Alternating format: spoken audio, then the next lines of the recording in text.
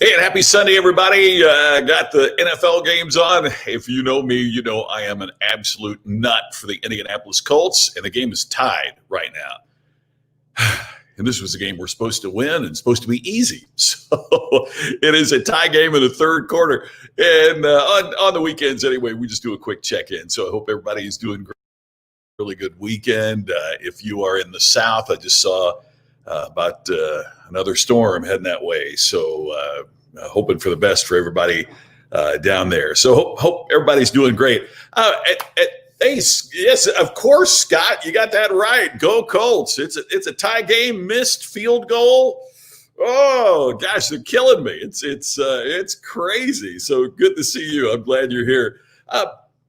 This morning at church, our minister, who I just think the world of, Vince Antonucci. If you get a chance to follow Vince Antonucci, he is a great follow on social media. He is just such an insightful thinker, and regardless of what your personal choice and personal beliefs are, you'll still get a lot just from just Vince's insight. But he was talking today about anger, and that interestingly enough, there's nowhere really in the Bible that anger is condemned. What is condemned is if anger leads you into doing something that you shouldn't do. And so Vince was talking about what psychologists say about anger, because we've certainly seen a lot of that. You don't have to be on social media very long to see a lot about anger. And Vince talked this morning about 4 stages of anger. The first one is annoyance. Somebody says something on social media, and it just kind of bugs us. It just bothers us a little bit. That's the first stage, would be annoyance. Second stage is frustration. Now it doesn't just annoy us. It gets to a bigger level. It gets to a level where it really frustrates us with what's going on. The third stage is hostility.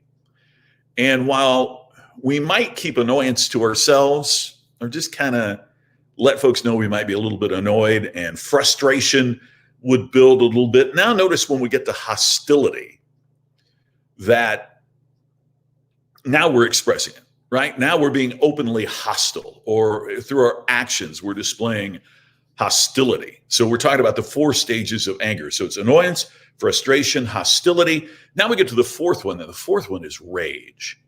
Now you see about road rage. You see about rage is where we just overreact to something that is out. Now here was part of the point, and something I think we need to consider, is when people react to us with hostility or even rage, we don't know what has moved them through those stages. Maybe there's a family situation that's created annoyance and frustration.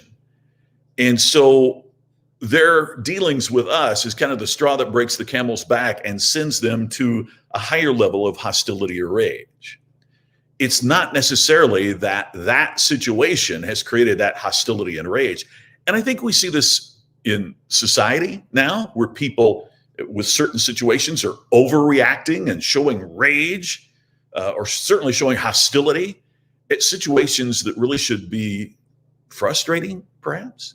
So why do people act out of order? It's because we don't know what has happened in their lives that have created up to that point.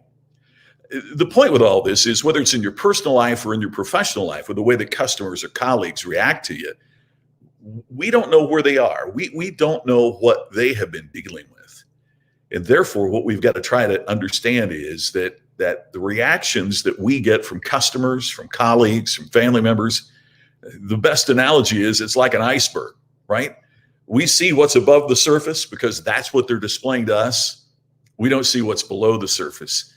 It is usually a lot bigger and a lot more powerful than what we at first see. Hey, have one more quick thought about it, but I do want to remind you, as you might imagine, about the Distinction Summit. It's coming up October 16th to 18th. You stand out, earn more, the Distinction Summit. Somebody expressed to me here recently, gosh, I just, I just want to do really good at what I do.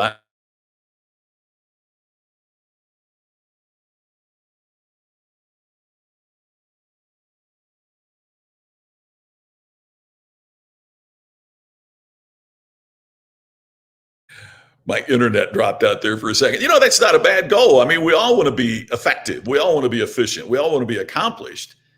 But the fact is, if you don't stand out, you don't get what you want. Here's my point. Who gets the promotion? It's the employee that HR or your boss perceives stands out. Who gets the sale? It's the sales professional, the organization that stands out. When you stand out, you earn more. We're going to do a deep dive into that with the Distinction Summit coming up mid-October. I'd love to see you there. So please sign up. It's at distinctionsummit.com. Well, one more thought about this, and that is, I've talked about how people react to us, but it's also important that we understand those 4 stages, because when we find ourselves overreacting to something that should merely irritate us, frustrate us, when we overreact to those types of situations, perhaps it means we really haven't examined in ourselves. Where is this coming from? Why am I being passive aggressive here? Or why am I not responding appropriately in this situation? It's probably not that situation. It's probably a burden or a baggage that maybe you've been carrying for a while. So for all of us, part of what we need to do is to examine where we are, what we're doing, and how we can get better. Charles, hope to see you tonight. And Cheryl, great to see you tonight. As you know, as we do every Sunday, it's the Ken and Glenn Show with a guy named Scott. Comes up at 8 o'clock Eastern, 5 o'clock Pacific. Hope to see you there. You bet, Pam. Go Colts. Hope everybody's having a great Sunday. I'm going to get back to the game, and I look forward to seeing you on the show tonight. And, of course, right here with Daily Distinction again tomorrow. Thanks so much for watching. I'll check in with you again tomorrow for the next edition of Daily Distinction.